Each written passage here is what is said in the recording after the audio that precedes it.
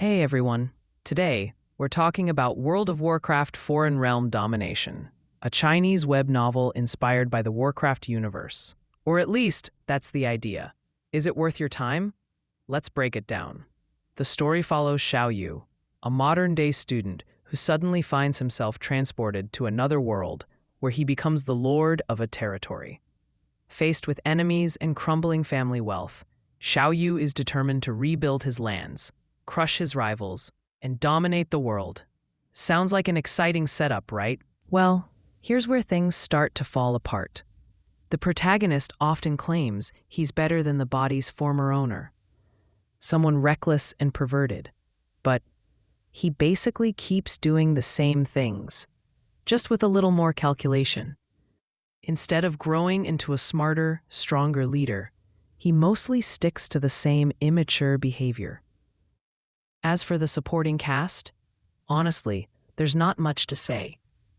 We have 5 beautiful women and a handful of Warcraft-inspired puppet units. None of these characters have real depth. The women mostly serve as eye candy and romantic props, while the Warcraft units are just there to fight. There's little meaningful development or emotional connection. Now, if you're a Warcraft fan, you might be curious about the lore, but be warned. The novel is loosely based on Warcraft, with lots of arbitrary changes. Elven genders are swapped, random hero abilities are mixed around, and even the game mechanics, like upgrades, work differently. The protagonist is said to be a former elite Warcraft player, but his in-world strategies barely reflect real Warcraft tactics, which can be frustrating for longtime fans.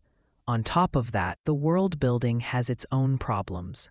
Bandits somehow have absurd amounts of wealth, small raids bring in huge treasure hauls, and nobles control armies big enough to take over entire prefectures, which feels like a recipe for non-stop civil war. The setting often doesn't make much logical sense, which pulls you out of the story. To sum it up, this novel has a fun premise, and the idea of mixing Warcraft elements into a fantasy world is exciting. But the execution, not so great. If you're okay with a shallow, chaotic power fantasy, you might still enjoy it.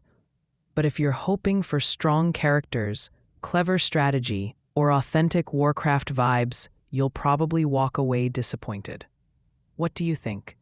Would you give this one a try, or are you skipping it? Let me know in the comments. And don't forget to like and subscribe for more reviews.